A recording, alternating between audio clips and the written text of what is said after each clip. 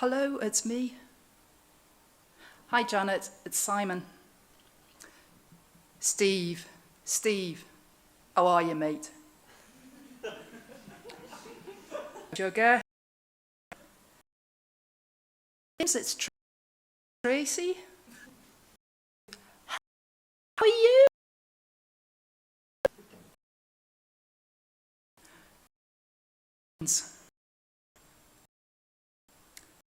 Hi, are you on the train? I'm in F.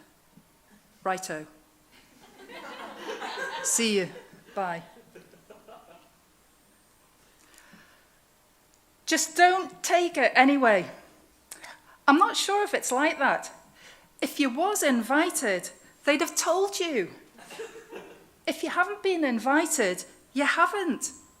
Capital letters. If you haven't been invited, you're not even going to pay for it.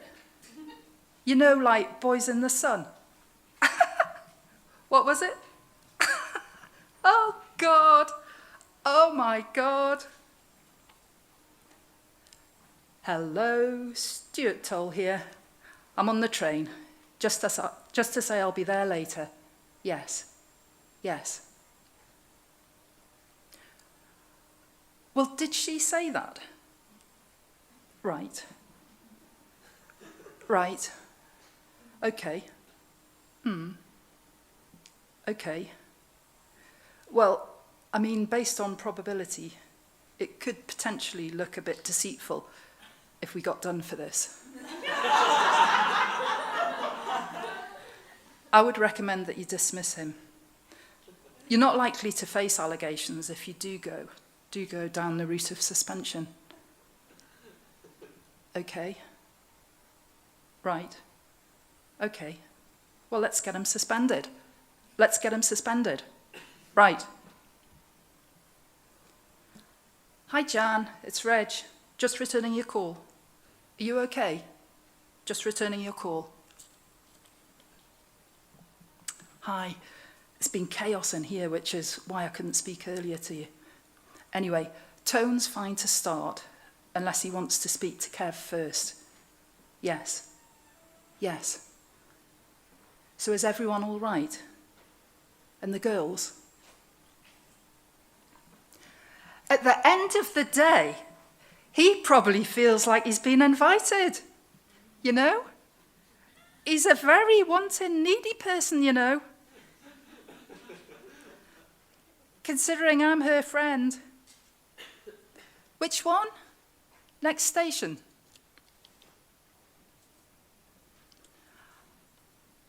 Hi, how are you? Yeah? What do you mean you might be or something? Just doing what? Oh my God! What did you get? What are you gonna get? What kind are you gonna get? Oh my God! How much on that?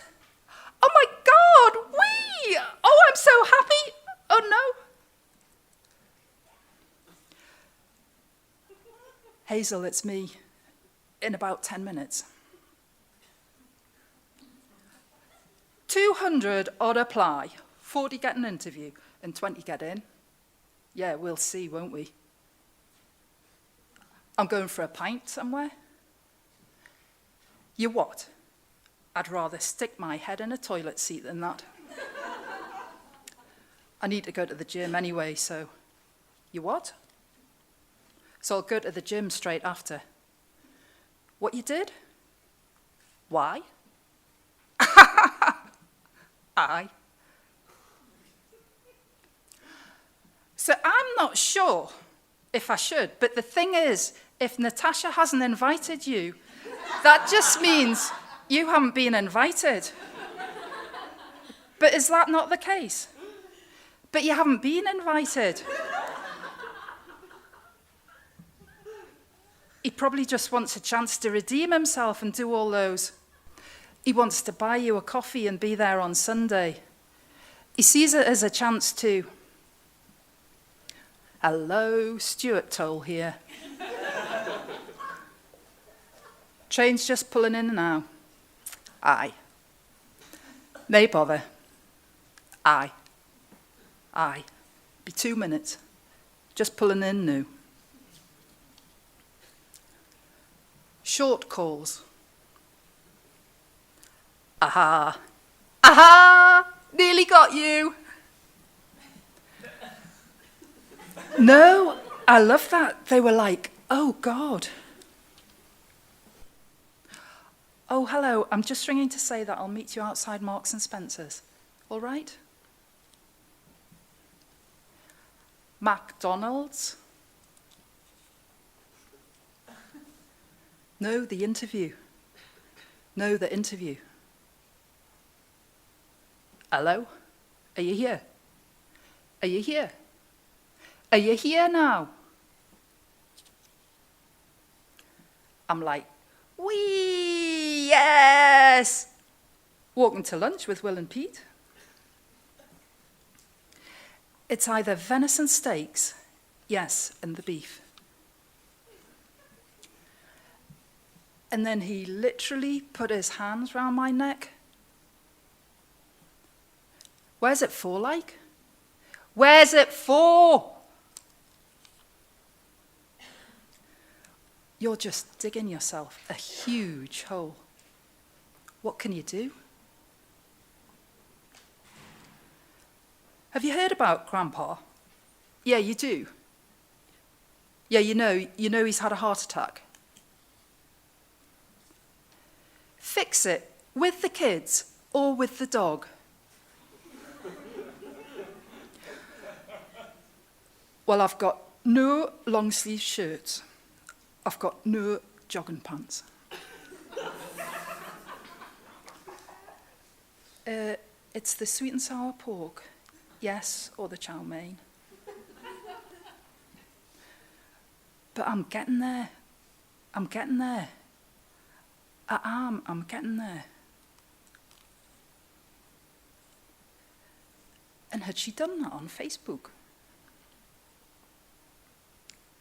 No, I'm not going to. I'm not going to let you down. Oh my God. Oh my God. Oh, Mum.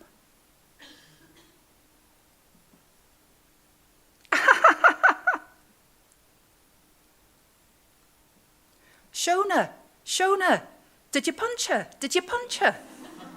Did she hit back? Did you get a black eye? What did Mum say? He's took everything. What, you speaking now? Okie dokie, see ya. No. 30 ways to finish a call. Okay then, will do. Okay, bye.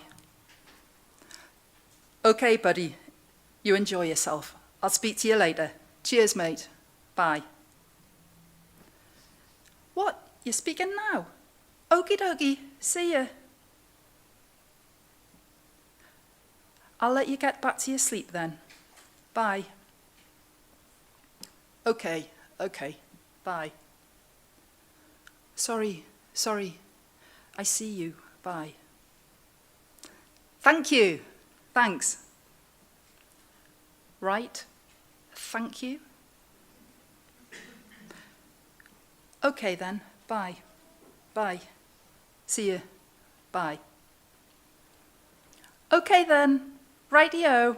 Okay then, love you, bye. Right, cheerio then, thanks Alex. Okie doke, can I ring you back? Yeah, okay, see you in a bit, mate. Right, okay, Linda, take care, bye. See you in a bit, bye. Okay, au revoir. Okay, bye. See you later. You too. Cheers, mate. Bye.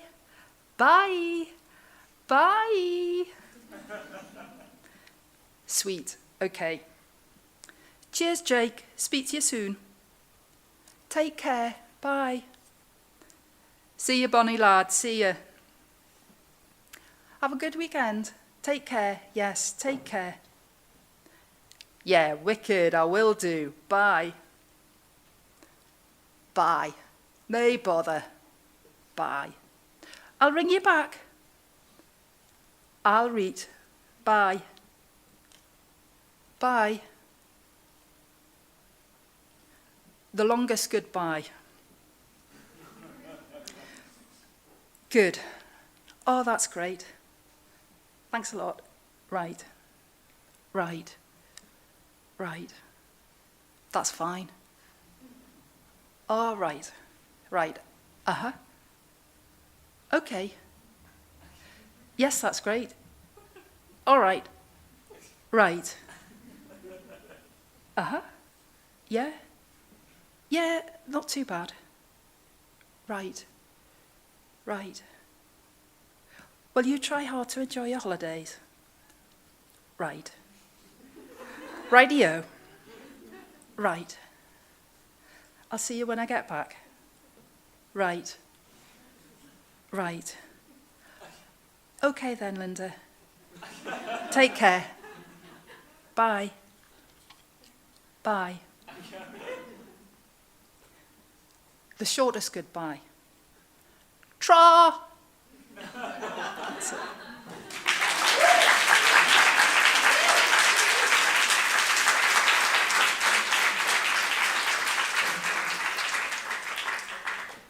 Linda is. Linda, and you made some incredibly detailed notes there while you were overhearing those conversations. I don't know whether you had a tape. Were you taping them? No, we need the mic. Yeah. I just said I didn't tape the calls. I took notes. We've got a couple of minutes, perhaps. Just a quick question. A couple of questions, if anyone wants to ask Kate. Oh. Oh, hello. Hello. Oh, wow, that was loud. I think I was just wondering, like, your method between, because I'm guessing you took them all down at random, like you just, as you were sat on trains or wherever it was, you were noting them down as you were hearing them. What was really interesting was hearing the same characters come back. So I think I'm just interested in what your process was between, you've got like this mass of conversations that you've transcribed presumably, and then you're going, how am I going to order these and what categories am I going to put them in? I think I was just interested in your process of structuring it, I guess. Yeah, it took quite a lot of time because I did it for a year, so that even if I was just walking past someone, they said, I'll be there at 6, then I would make a note of, I'll be there at 6. And I got over 750 calls. So I kind of, initially it was long ones, short ones, on the train, in shops, being nasty, speaking about other people. But, you know, I kind of went through them all, and then a lot of them are completely similar, which is, you know, it's pretty predictable, really. And even the ones on the train are reasonably predictable, because a lot of those are, yeah, I'm on the train and I'll be home soon, and then in between there's ones with a bit more content. So I don't think I had any particular logical method, but I was trying to pick out, I suppose, different ones that sound, when people sounded a bit more vulnerable or cocky, and some obviously sounded like people were doing a performance on the phone themselves, which I then you know, so I tried really to get a sort of an overview of some of them. Yeah. And obviously all the different ways of starting and finishing. I think out of all the calls, I've got one that says bye-bye. Oh, wow. But the others are all bye or tra. Or and all the examples you just gave, they were all from on a train? No, the ones when I said what... The short ones were sort of separate short ones. Some of those were on the train, not all of them. It's just interesting that you chose a train, because it's such bad signal all the time. So I guess that's why there's so many. Are you there? Are you there? But yeah, thank you. You've answered my question very well. Okay, thanks for that question. If it's a really, really quick one, is it really quick? We need to move on because we're a little bit behind time, I understand. Hi, I'm Sylvia. I just wondered, you've read them out for us today. Have you thought about putting them in a book or doing something else with all that material you've got now? Yeah, I've used them in a sound piece before, used some of them, and certainly some of the forward conversations I think really would work in text, but I haven't done that. And I kind of more look at it and think, oh gosh, what can I do with all this? But I think there is potential for it to be used in text in some way. And some of the shorter ones I think would make good t-shirt slogans or something like that. So That's great, thank you. Okay, thanks, Kate. That was really, really interesting and a really welcome contribution, I think, to the discussion and the performances. Did someone want to clap then? Good. Yeah. Okay, so now we've got something completely different again, which is Rhiannon's. This is at panel 2, so it's the second panel, the performative conversation, which is Rhiannon and John Newling. I'm sure everyone will know very well, because in fact he had a major exhibition here at Nottingham Contemporary last year, and a monograph's recently been published to coincide with that, Ecologies of Value, which was last year in Nottingham Contemporary. So over to you two. You're right. Yeah. Here we go. Okay.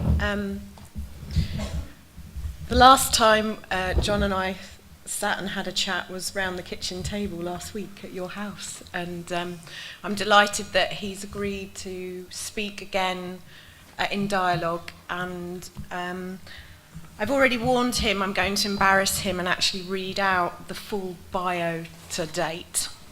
So, John Newling has an acclaimed international reputation, creating projects and installing works across Europe and the Far East and the USA. Newling's practice is part of a widening evolution of new strategies for arts production and dissemination that emerged in the mid-20th century and continues to create new knowledge and expressions in the 21st century. To this end, Newling has innovated the possibilities and benefits for art in a renewed social and conceptual framework. Newling has been commissioned by many national and international organisations, including, in the last 5 years, Canterbury Cathedral, the Forestry Commission, Yorkshire Sculpture Park, the Henry Moore Trust, the Museum of Sacred Art, the NHS, Royal Mail, the Wellcome Trust, and I'm sure there's many more that I haven't even mentioned. Reviews and critiques of his work have been included in, amongst others, Sculpture in 20th Century Britain, Installation Art in the New Millennium, Leaving Tracks. Monographs of his work and projects include, are you all right? It goes on. I mean, you know, the man's amazing, and I'm delighted to call him a dear friend as well. John Newling lives in Nottingham, where he's currently... well, this morning you've been massively busy unloading artwork back and checking it again. So we're very lucky to have him here because his schedule is extremely busy. The way we're going to do this is we're going to have about 50 minutes to talk. We're going to go straight into watching a film, which John will very briefly introduce, and then after the film, we're then going to have a conversation, and then at the end there'll be some time for some questions from the floor. Thanks for coming. Can you hear me okay? I'm not... yeah, okay. A couple of things, really. I've got a bit of an eye problem, so if it looks like I'm crying, I am very nervous, but I'm not really crying. It's just my eyes keep watering for some reason. So to explain that, what we're looking at to begin with is really very recent work that's not yet complete. It's half a documentary film that's being made about a residency I did in St Helens Square in York throughout July. So I was there for 4 weeks. In that square, I was collecting information about what people wanted. I was really very, very, and am interested in what people want, if they want governance, how they want to be governed, what kind of landscape they want to live in, etc., etc. So this is just to introduce that, and I'll talk more about this collection of conversations and other collections of conversations later in our talk. So, but I thought it might be useful just to see this 6-minute, I think, video. I don't want to look at it because I hate looking at myself on video, but here you go. I've really trained myself for decades now to make connections, to observe things. I get pleasure from it. I get pleasure from any situation that I'm in of trying to just connect things. So I'll connect an object to a thought, to a philosophy, to a space, to a place, and it just goes on and on and on. And I think that kind of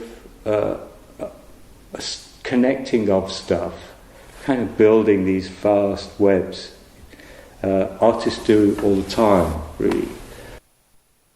I think what art can do is momentarily wobble people's set of connections and direct them into places where they may not have been and where they might feel even better than they felt before.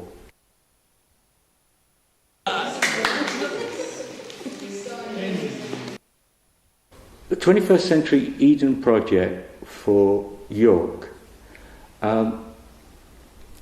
really started to evolve arguably several years back when I'd been doing a number of kind of interviews in public spaces, gathering other people's thoughts on particular subjects, so things like value, common values, things like what we do to make ourselves feel better. And I was beginning to get a sense from the analysis of those kind of works, really, that what people wanted was not necessarily what we're told we want via the medium. So I was thinking about that as an aspect in the studio, and at the same time was trying to find a kind of symbolic material where I could represent figuratively human beings. So one day I was in the studio and I was starting to gild elastoplasts and took a standard elastoplast kit, really, and just glued it up and made it into a kind of male and female figure. Very, very, very simple, very minimal. And that's when the kind of Adam and Eve thing struck me. And I was also interested in reliquary, and this Adam and Eve figure had a sense, although they were gilded, the gold I overpainted with watercolour paint to make it feel older. It was too bright and too brash for what I was thinking of. So then I started to build a series of sculptures, a series of 6 works, tiny works really, that would go from Adam and Eve to the fall, really, and go through various stages, questions about aspirations. So there was questions about Adam and Eve and the ladder, questions about Adam and Eve in the environment, questions about Adam and Eve and health, and kind of contemporary questions, really. But all in these tiny sculptures that I knew could be carried easily and would become a kind of vehicle for conversation. So I'm interested in how sculpture can be part of another set of connections with people. Then St Helens Square became available, and I started to think, well, the first phase of the project really has to be this sort of sentence of sculptures, and a number of people really interviewing other people about what their views would be on 21st century Eden, looking at place, looking at governance, looking at well-being, looking at capital transactions. Would you have money in Eden, in a 21st century Eden? And trying to sort of get a frame through a lot of text that we've gathered in the last 2 weeks, trying to get a frame of, through analysis and through me looking at the poetics of other people's texts, trying to get an idea of what that might be if it was condensed into some other form. In other words, to use the kind of conversations that were written down as the equivalent of clay or paint, really to use it as a material to make another sculpture. The first thoughts was, I'm not ready to do this, because it's quite terrifying, and it is a really, really, really big jump, and I've spent probably the last 6 months in the studio, so I was really happy to be out of the studio and to be learning a little bit more about how one can take art into a public space without it becoming a monument, and I was curious to see how those transactions would work. What changed really was that the market stall was there as a clear vehicle about symbolic vehicle, really, in this instance, about transaction.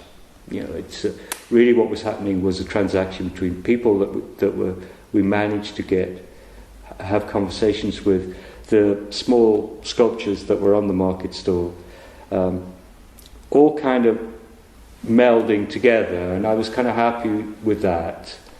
But what changed really quite early on is I wanted to release the little sculptures physically into the space. So that was a new thing, and I was delighted because I'd always seen them kind of at street level on the pavement, kind of anonymous, just being there, a bit like any kind of thing that one sees on the street that makes one take a double look. So I started kind of mapping the space through the relationship of the sculptures to the shops or whatever they were in front of. So there was the bank, there is the Betty's tea shop, there is a shop that sells camping, health, sport gear at one end, and all the sculptures sort of can fit conceptually, really, to those buildings, but nobody else would know that. But it's a way of building a sense of the space itself. The other thing was half new, was to go up to York Minster and stand in front of the middle door in the entrance and just simply hold the Adam and Eve figure. I'd planned to do that, but I had no idea of just how good that felt. And that was really important to me, that we started to make images or thoughts that could be sustainable as works. Up until this point, the works that I'm referring to as little sculptures, I really don't see them as art. They become art maybe at the end of July when they're just left on the street and people can just take them away or crush them or do whatever they want to do with them. So that's when they become art at that point. So I was interested in learning a lot, really, about that moment where stuff fuses into a work, and then the work becomes, in my head, becomes sort of an artwork. Reading the texts, many of them had aspects where in the conversation people began to relax a little bit with it and got creative. And it's that creative space that I was interested in, really. It is although nobody said in their perfect place they wanted creativity, actually what they were demonstrating constantly, because of the delight in their faces when they said something that was creative, was creativity. So I was quite interested in that. Part of me finds it really difficult working so publicly, because you're kind of completely exposed. And all the foibles, all the weaknesses, all the kind of conceptually unworked through thoughts are vulnerable at that point. But I loved it, and particularly after the first day, when the anxiety begins to chill down, and you can feel that something's happening, and that maybe out of the 60 or so people we see a day, 2 or 3 will come back, as they did actually, to chat more about their idea of what they really want. What I'm not doing is going out into a public space and saying, this is art in a public space. It's really a strategy to develop art, the strategy of just weaving public collaboration into the works that are produced.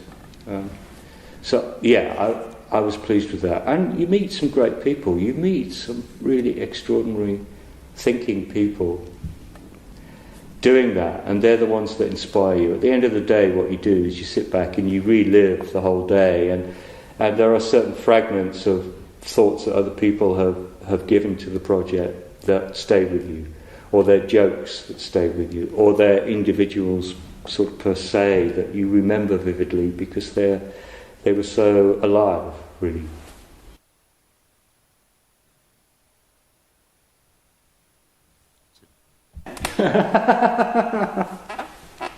Sorry, I thought it was going to be quite a specific question. Okay. It's not quite edited yet. There's a second half to it. Yeah, I think it's important to say that this project, we're actually very lucky, and it's another sign of how generous John is that we're able to talk about the 21st Century Eden project. This is a real exclusive to hear John talk about this. Before we kind of talk about this project in more depth, I think it's quite important, John, that we go back to the 60s and 70s, if we may, with your work.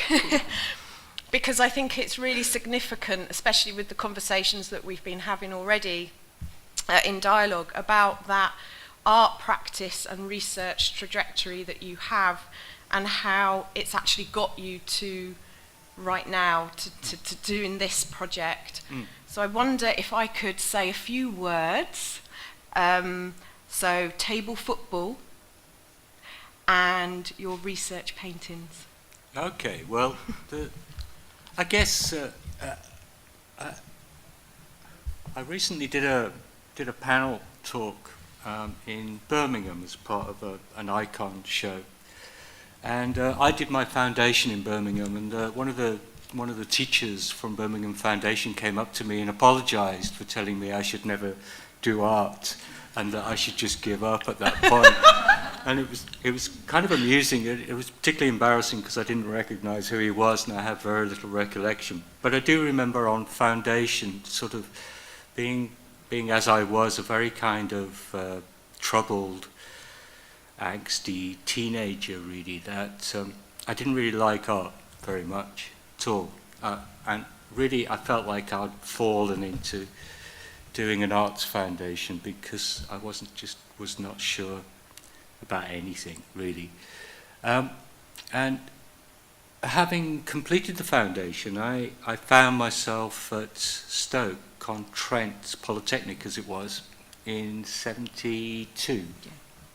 And the first piece of work I did wasn't actually the first piece. The second piece of work I did was to make a table football machine. And what I wanted to do, I loved table football, and I was really good at table football, so it seemed incredibly logical to me to make a table football machine as a sculpture, and to take it out from the art studios and take it to a local pub that me and my friends went to every night after we'd been doing our art during the day in the studio.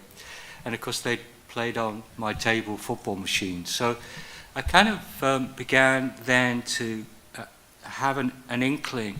Some of the things I'll say are really with hindsight. At the time, all I was doing really was making hopefully the best possible table football machine in the world.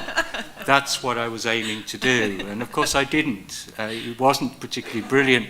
It lasted for about 3 or 4 months, and then it broke down, and the pub had to get another one. So there's art for you. You know, it kind of didn't work. But of course, all the discourse, all the stuff, all the fun that was going around this particular sculpture, which was beautiful, it looked fantastic,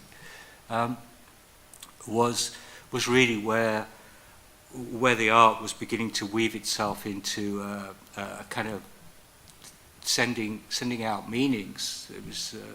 It was the meaning of the work itself was not just residing in the object itself, but in the discourse that was happening around it. And during my undergraduate, I had great teachers that just left me alone, really, and they would see me once a term, and they gave me a space to work in with a key to the door, so I could just lock myself in and work and then go out.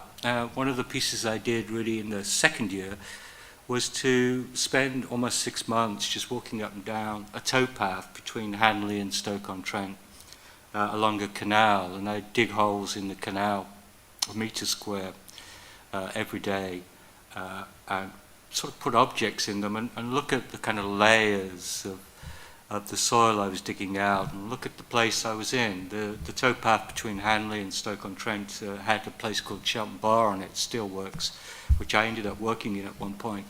And so the canal, the steam, the water from Shelton Bar Steelworks was shot into the canal, so it was hissing and making wonderful noises. And I was interested really in the parameters of those spaces. Also, people wondered what I was doing, so a lot of people walked along this towpath, and they'd stop and ask me what I was doing, and I'd quite enjoy just chatting to them about that. And it was kind of another way of beginning to sort of reside some sense of a strategy for art. I would then take what I'd learnt from that particular piece into what were kind of material landscapes, farms, really big areas of peat laid flat on the floor and all sorts of things. So that continued on, and then I found myself after going to Chelsea doing I was invited to be a resident at Wolverhampton University, and it was just the best residency because it was paid really well for 3 years, and all I had to do was make art. And those things have gone now, but in those days, late 70s, they existed. And while I was there, I started to work more and more on ideas of place and performance, really, in installation, but also on how things and why things grow. So I found myself doing drawing after drawing, using a kind of system of looking at how one could predict how trees would form themselves. And it was kind of genuine research, really. And what I did was, after each drawing, I found myself, I made a rubber stamp. I love the impudence of rubber stamps because I really, really don't get on with institutions, so I use rubber stamps quite a lot. And these rubber stamps said research drawings, John Newling, research drawings, John Newling, 1978, and it was the first work that which Alex and Abby selected for this show in Ecologies of Value. I do remember thinking at the time, why have you put research drawings on these? And I think it was because I didn't think they were art, they were research. And immediately there was this kind of notion of, is there a divide between research and art? And the following years, from doing this series of 80 drawings over a 3-year period, I gradually began to sort of say to myself that there wasn't a division, that actually all the preceding, 10 years later, universities were just going nuts stupid over what's the difference between research and art. But they continue to do it for some reason. And I found it quite natural that if you're making work and you're interested in the world that you live in and you're not necessarily entirely involved in the and I'm not knocking this, the process of making an aesthetic object that somehow expresses something. I'm interested in making an aesthetic object that somehow expresses the knowledge I've learnt from doing activities and giving it back to people, hence the newspapers that I give back to spaces at that point. So that was quite a moment for me, really. It was the first time, apparently, that an artwork has had the word research stamped onto it. And it was purely by accident. It was purely because I actually wasn't sure, is this art? I'm researching, I'm reading, I'm looking, I'm drawing, I'm working on that. But of course it's art. Yeah. I just thought it was unbelievably valuable to hear you say that, because I know that that's lots of nodding was going on, and and it's, as you say, it's still something that's bandied about and debated over and over again. There are a few things I wanted to ask you. I think it's quite significant that we're sitting in a space called The Space, and you're interested in how spaces become places. And I guess I wonder whether you can talk a little bit about that transformative shift, and also how you use the word vehicle when you refer to your conversations that you have, and where that performative quality within those conversations comes into play. Yeah, place has always been very important to me, and I think I was particularly interested in how an activity can happen. I used to teach performance. I used to teach visual art, but my colleagues were all live artists and performers, and I learned shed loads from them. And I do remember one day there was, and I've forgotten her name, so many great students, and she now is part of Gob Squad, working in Berlin. But as a student, she did this work. I was at the bus stop at Old Market Square. I've been told to go to the bus stop. And she did this work where she just teared across Old Market Square, wearing a wedding dress and just throwing these flowers. The work lasted maybe 8 or 9 seconds. But what was significant, and it was part of my practice as well, what I was teaching, was that the people at the bus stop just started talking about it immediately. What's happened? What's going on here?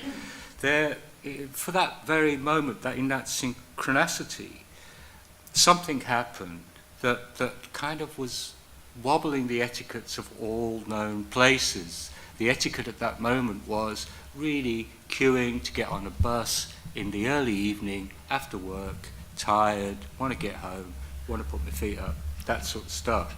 But instead, they'd seen this young woman in a wedding dress tearing, shouting, screaming across Market Square, throwing flowers.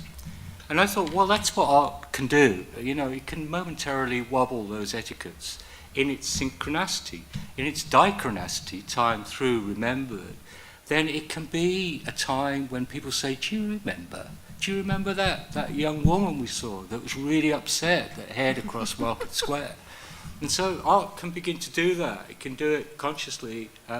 It can do it quite by accident as well. But I found that very interesting. And in terms of the situation that, well, really that's coming from the situationists, the kind of difference between how I look at a place, which is often to kind of map it, knowing that the map is not the territory, that the territory is the synchronicity of the event itself.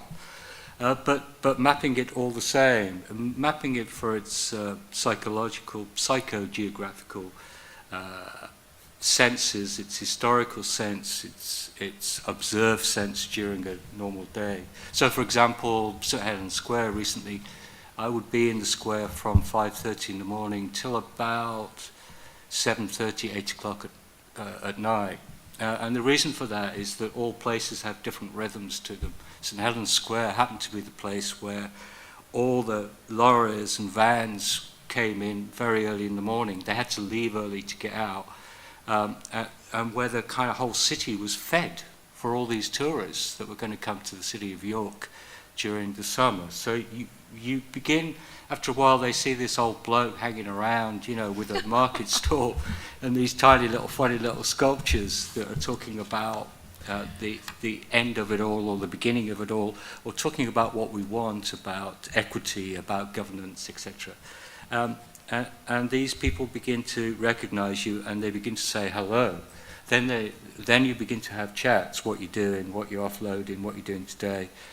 And then the whole place becomes alive, you know, so that's what happens as you begin to map the space. Then in the particular instance of the York one, I knew that I was going to invite 6 people to read the whole script. Normally I would read out loud myself back into a space, then produce a newspaper of all the analysis and the texts, and give it back to the space itself as well. But in this instance, I chose and amazingly got 6 people, which included the head of the city council, the head of the media, the head of the church, to actually read out loud in the square of an evening all these texts which said things like no politicians or kill the politicians or no religion, which was kind of amazing. So that the performance itself that evening was really, really alive, because it actually sort of concentrated a month's worth of chatting with people about what they wanted. Yeah. Earlier on today, John, there was a discussion with Fucking Good Art, and one of the things that came out of that was the idea of insider and outsider when you're having conversations with people. And I wonder whether when you went to York, or when you worked in Poland, did you feel like an outsider or an insider, and how did people talk differently to you? Was it important, the duration with which you were in a place, so that people became familiar with you and talked with you differently over time? Well, I think I'm always a bit beyond the pale. I love the idea, and I've worked in Dublin quite a lot, and the pale was a line. It was a line drawn around Dublin city where people did live beyond the pale. They were not allowed into... So that kind of notion of participant observant, which is a method adopted by anthropologists in the 1920s, is the one that I think is probably the nearest to how it feels to be doing that. With all of these projects, when I approach somebody, it is a question of being absolutely honest and saying things like, look, I'm really interested in what you want. It's kind of the phrase, I didn't use that phrase because that's the phrase most associated with a kind of lover's quarrel. What do you want? It's that kind of love thing that goes on across the table sometimes. What do you want? So the person that I get, or people that I get to talk with, it's kind of, I'm saying, look, I really want to learn this, and it's genuine. I want to learn what this group of people want in this square at this time, and that it will be completely anonymous, that whatever they say, I will write down, because some people can't write, and that they will get to read what I've written down, and if they're interested in the project, they can give me a contact number or an email, and I promise that I'll get back to them as the project evolves into, it transforms itself into, in this case, data, and then into permanent works that are probably something else. So yes, in Poland, if I'm doing that, I often have a translator with me. A very, very dear friend, Sadie Malgosia, often will turn up, and she's a great translator. So this very, I always feel shit scared, because I'm really quite shy. So I find it very difficult. But having done it, I'm always really grateful. People are so willing. It depends what subject you're looking at. In my case, I've been trying to link what we do to make ourselves feel better with common values with what we want, because I want to bring all of those 3 projects over 10 years together to construct a kind of model of what it is to be human at this particular time, in this particular place.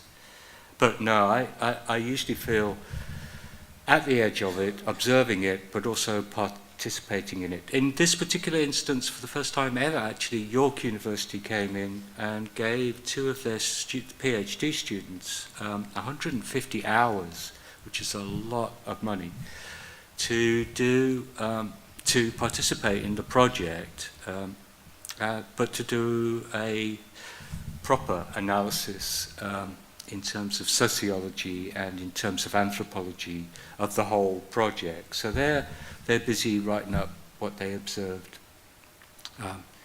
And they were great. They were just brilliant to work with. Great opportunity for me to learn stuff from them about their methods. And also for me to say, well, look, that don't work.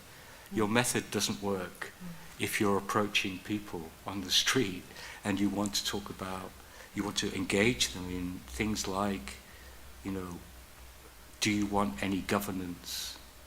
Do you want money? Do you want, what kind of transaction would you want? Do you want? Etc., etc.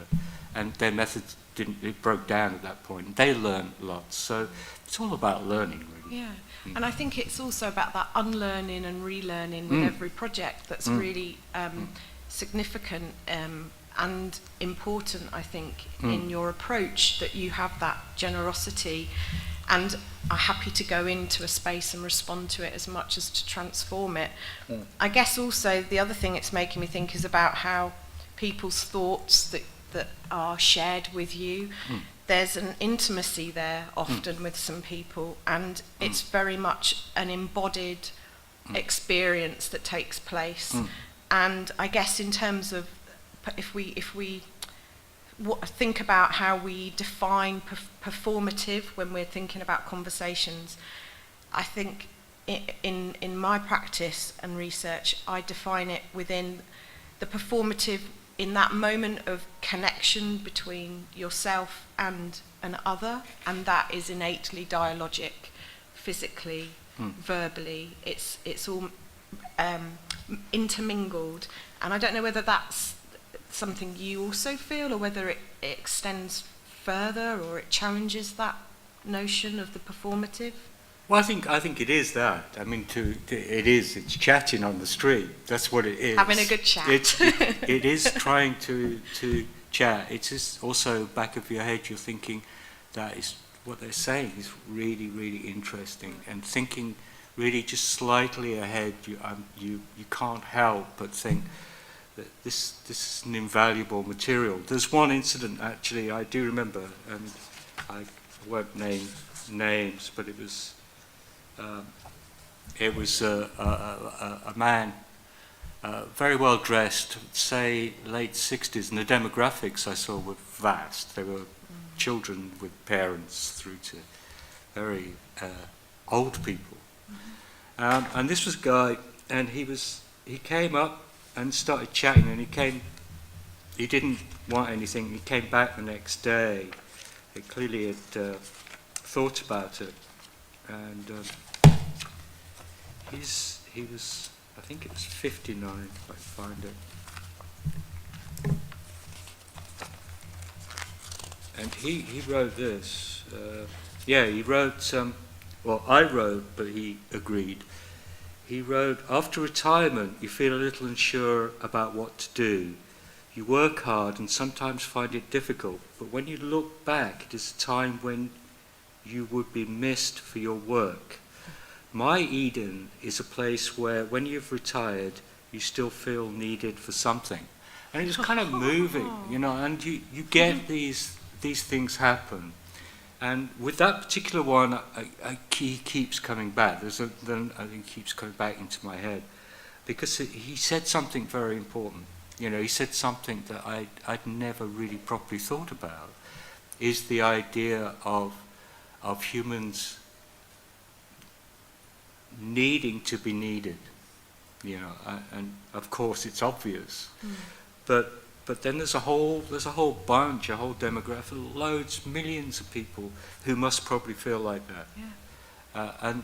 And because of the way we are at the moment, with amazing advances in health and brilliant things, they're going to be living for an awful long time. So it seemed to me that there was something important socially there, to do with society. So when you get the head of the city council reading that out, of course. And she was brilliant. All the readers were brilliant. What happens is that she will absorb that, and she's reading out loud in a square where people are heckling. They're responding to the I wonder, John, if you can tell us a little bit more about what you're doing with all of those responses and reflections, because I know there was one that you wanted to share today. Yeah, what I do is I do a friend of mine very kindly and really pissed me off the other day. It was what I do is I print off all the texts and I go through them word by word. So I do word counts initially and I cross them out. So you end up with a kind of script that eventually turns blanked out by counting. Then I make percentages of all of those within the body of the text and then within the groupings that I've constructed.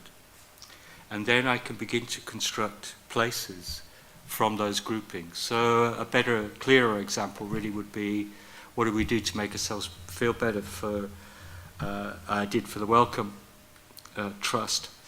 That was grouped into the sort of top object, action and place. And I was delighted that out of the stats of that, a book was the top object. The top action, I think, was shopping. And I made these 50 situations from that kind of analysis, which I'm now gradually going through. And the 50 situations that are from the analysis are here. I think they're here. They're in the book. Yeah. Oh, well, they start with stuff like, these are the top objects, actions. So they're situations that are created through the analysis of the massive text that we collected. So number one is have a drink and go shopping for a book. So drinking and shopping actions. Second is walk to a pub while listening to a music CD. And gradually, because of the rarity or the less commonality of the percentages, they begin to go a bit odd. So number 22 is place a gnome with a fishing rod in the garden of a theatre. I love number 50. Well, it goes right through to number 50, and we're gradually doing all of these situations as a film. But we've been working on this for 8 years now. But the number 50 is Make a Piano in Spain, which was the title of the book. And so we have to go to Spain and make a piano at some point. So what I'm saying there really is that there's the process, the moment of the conversations. There's always a live reading back of the conversations, reading the Mystery Project conversations back at night in Preston that was amplified across the city, reading back people's mysteries, was just profoundly good for me to do. It really made sense, and other people that heard it said it made sense to them. So, but I do see the analysis and text as a material. Yeah. And it's also really fascinating how that materiality then transforms into artworks and other artworks and other they have different lives, don't they? Even in how we've just shared and read and people laughed and encounter it in different ways after the first conversation's taken place. Yeah, I mean, with the York text, there's one that was part of the analysis. I mean, with the York text, so far I've managed to construct 9 places in order, which these places have things like no government or no religion as the end of them, and then very specified landscapes. So there's one that has, from memory, the top animal that people wanted in their space was, I can't remember. I think it was a dog. I know cats, if you any cat lovers out there, hardly registered. But there's stuff like that. And then, you know, because of the nature of the text itself, a lot of people were saying, well, this is what I don't want. So we got this amazing kind of visual, really, of all the no's in order that they came in the text. The kind of divisions of the text are things like objects of nature, stuff, and places, and governance, and desires. So I'm really looking for the no's, and you find it. You can see it, that's what they look like. They just go like that. And then, of course, if you imagine something like that as a block text, can be used in many ways, but one of the ways I want to use this one is to make a large neon sign to go on the walls of York. It's a walled city that just copies it, because it's like a document, really, of people. Oh, here's the birds. Yeah, birds were the top animal reference, followed by dogs, followed by unicorns, followed by chickens, followed by fish, followed by cats, followed by butterflies. So it kind of has a really interesting order.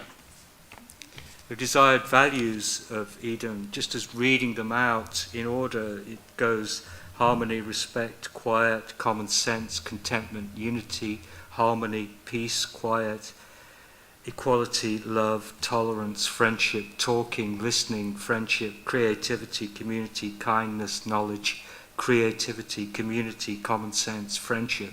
So you get this kind of repeated pattern all the way through the text that read out loud becomes like a kind of liturgy, really, a kind of sense of what people want. And it just goes on and on forever. But I'm trying to find... Yeah, governance was really interesting. And I was particularly interested in this from a political point of view. This is a kind of sum, just to give you an idea. This is in order: governed by a benevolent dictator, governed by respect for others, governed by common sense, governed by listening, governed by kindness and help, governed by common sense, governed by democratically elected local councils, governed by concerns other than capital, governed without invested interest, governed by mutual agreement, governed and elected through a compulsory vote, governed by a demigod, governed by necessity, governed by safety, governed by people from all backgrounds, governed without corruption, governed by necessity, governed by relational aesthetics, governed by art, governed by a quiet, wise voice, governed by truth. So it goes on and on and on. But again, this kind of, you really learn a lot about how people, if they want governance, how they would want governance to be. And that at this particular time in our social history, governance is particularly important. It was done during the time when we were building up to the Scottish kind of vote. And I know, because of the politicians I met whilst doing this project, that the north of England was preparing, actually, to ask for self-governance away from London. That's all kind of linked up. So I'll stop at that point. Okay.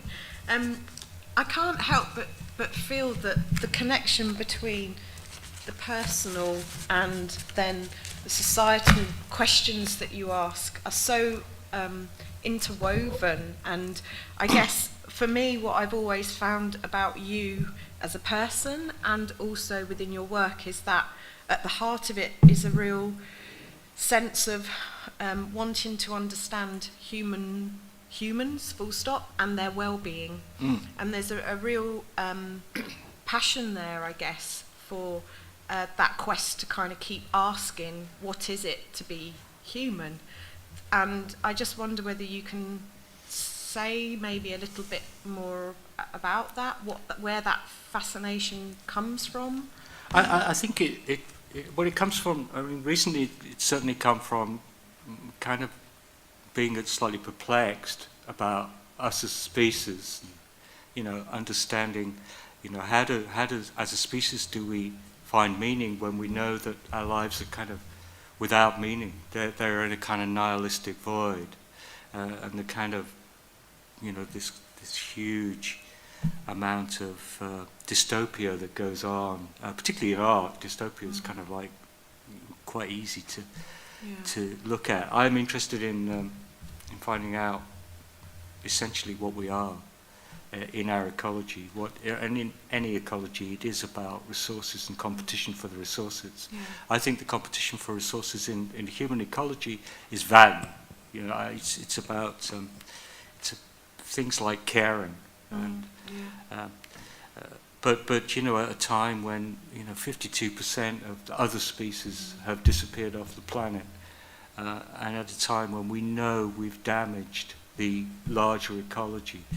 It is really important to me to just understand how that works. But there's a real sense of responsibility in by saying that, by kind of offering that within your artistic practice. Yeah, I think so. Yeah, I think that's not to be mentioned lightly at all. No. I do think that's always been there. I think that, you know, the disturbed teenager has tried to reconcile that disturbance for decades, and that, you know, I'm interested in these things and how they can transform and become art and other things as well. But I like to think that it's completely just part of everything I do. Yeah. So I don't distinguish necessarily between research and art production. I don't distinguish between different ways of gathering knowledge, whether it be self-reflexive knowledge or all the kinds of knowledges that we can get.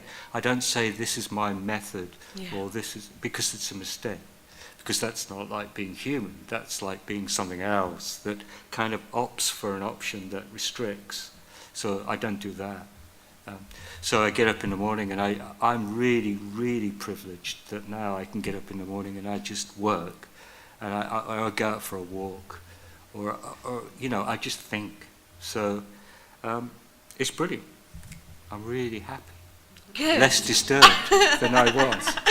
Well, on that note, I know that there's going to be quite a lot of people who would like to ask you questions, and hopefully we can keep you feeling happy and have really interesting questions from the floor. Yeah, go for it. It's a bit dark in here. It's Rachel again.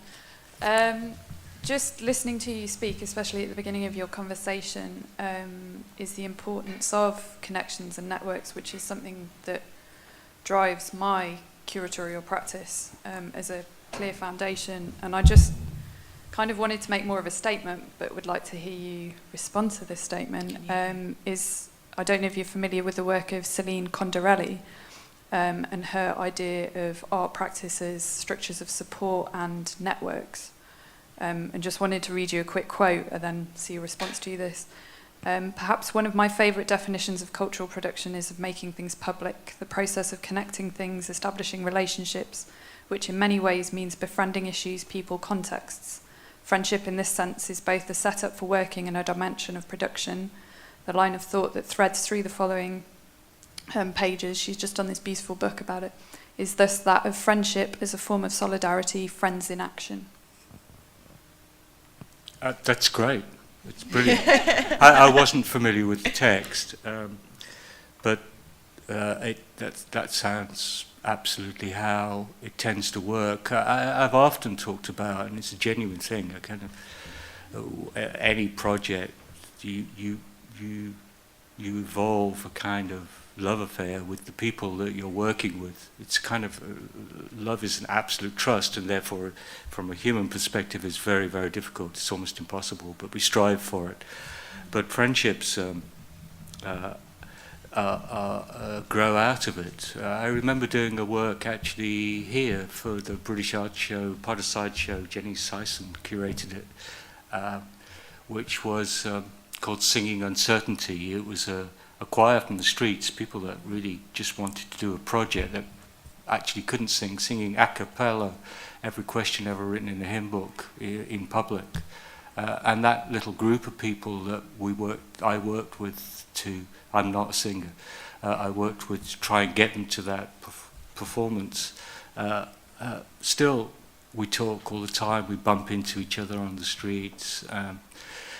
Those kind of things just make it all really great. I mean, it's how it is. So there's other friendships that happen from cultural production, I suppose it could be called, which are curators. If you work with certain curators, you really get to know them very well, and they become friends. So, No, I was just writing that I thought down. that was a note that I was meant to look at.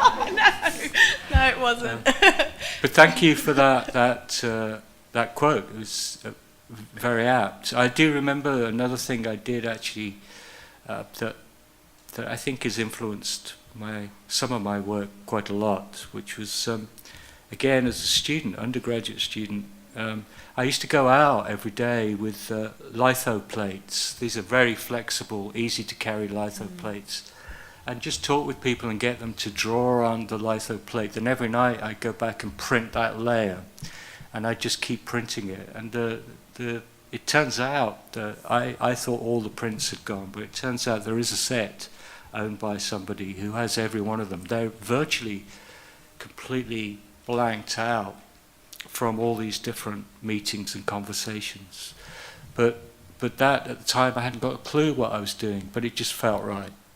And that's evolved into the kind of practice that I'm describing. Yeah, next question. Is that me? Okay, hi. I thought there was something you said which was really nice about the poetics of other people's texts. And I wondered how you felt that you translated those into other kinds of poetics. Maybe the print you just mentioned would be an example. And whether, I mean, this is just something I'm really interested in from my own work, but how then important is it for those more material poetics to be readable or legible, or is there another kind of inference we can take from them that can still be communicated?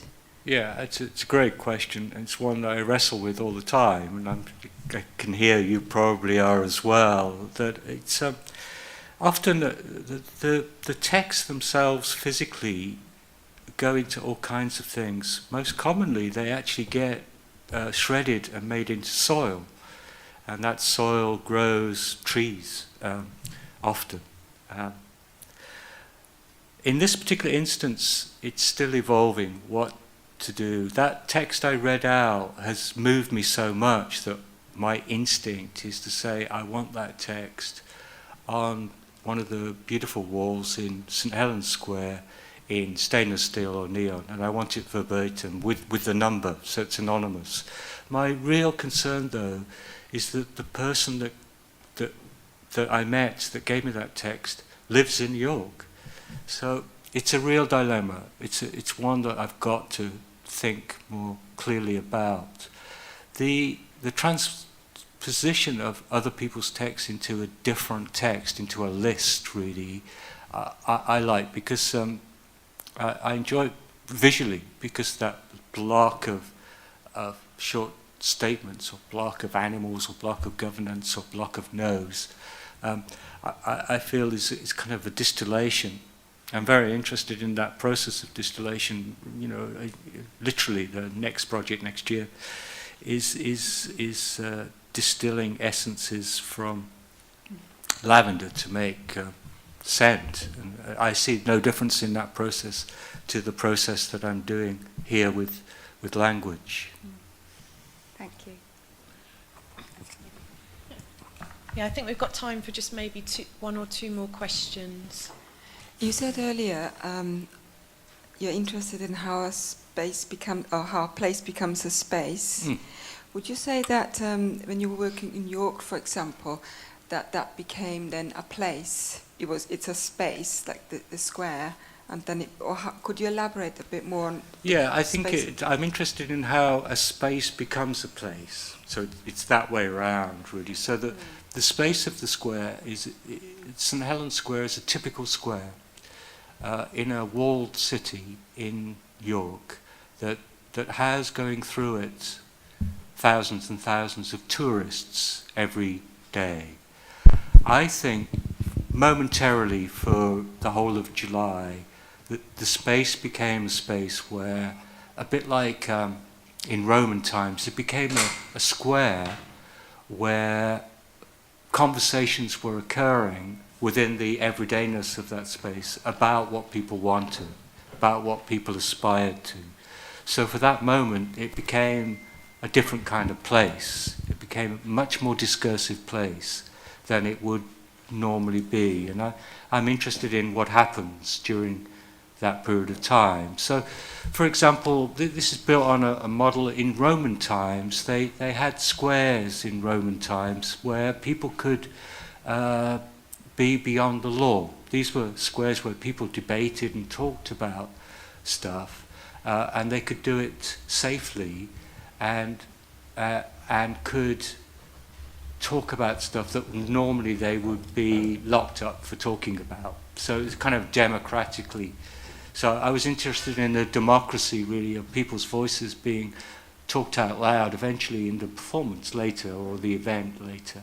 But also the fact that people were coming to the square, not just to walk through it, but actually to stop and chat with myself and other people that were working on the project about what they thought about in terms of what they would like, what they want, what they aspire to.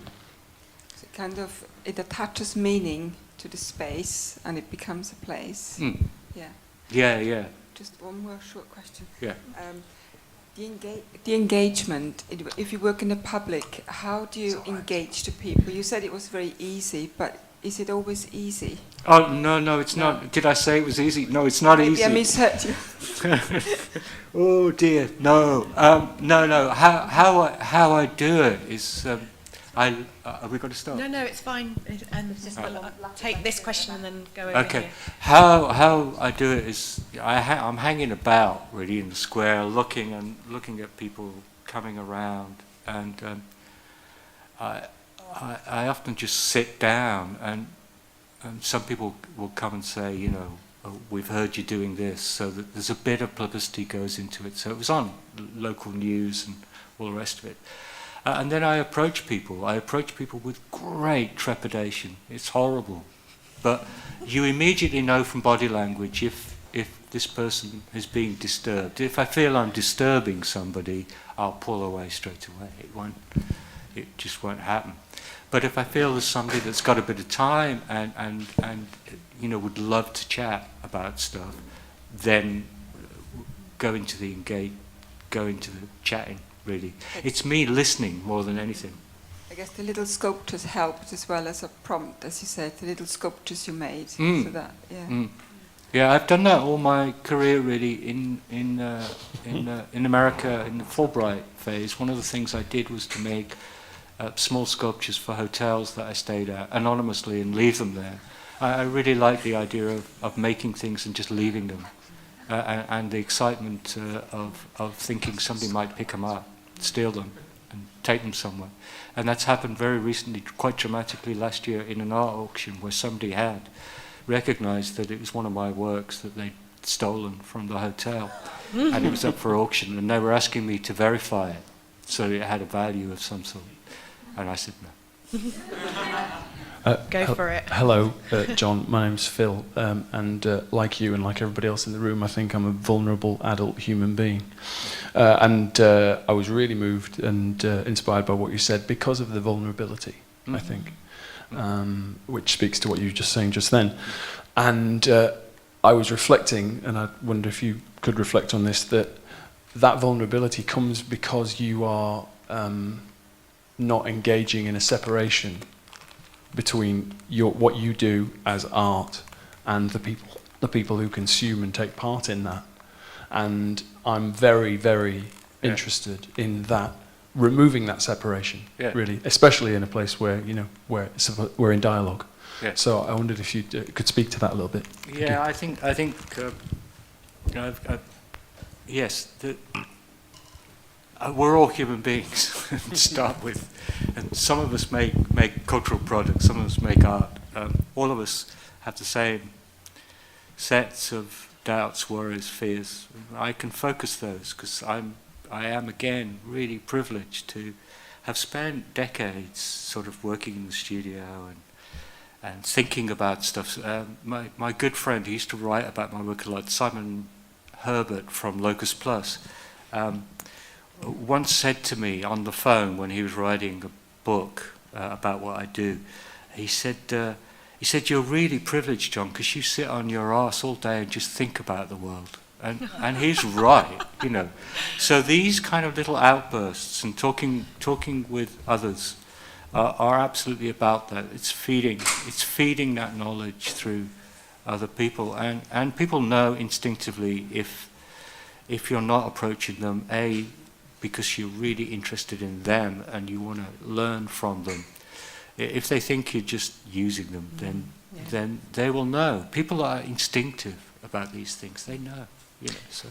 So yes, I mean, also the other thing is just getting to a point where everything you do is kind of all good, so that there is very little distinction. Of course, there's distinction. My work this year, for the first time ever, has been bought by major museums and collections, and that's really disturbing in some ways. It's really it has disturbed me, but I've got over it. But now, but you know, there is a kind of other thing that goes on, but the route to those works has been through this kind of route. Yeah.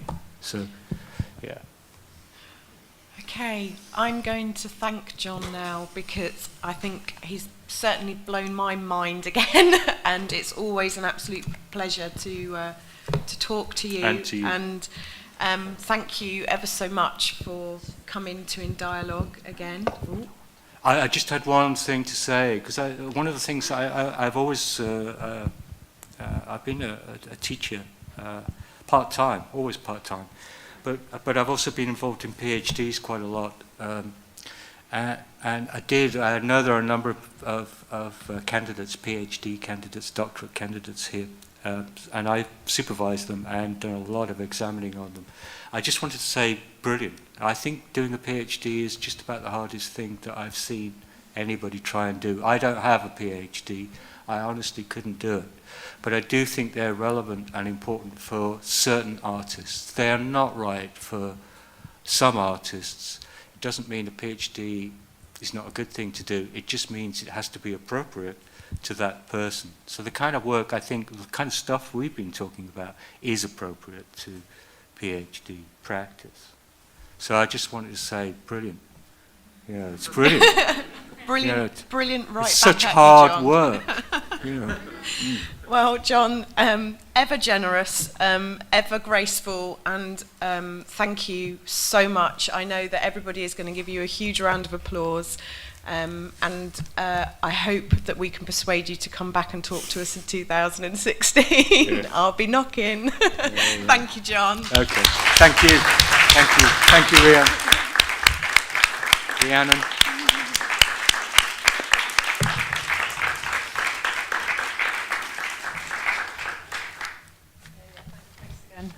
Rhiannon and John, it was a really interesting discussion then.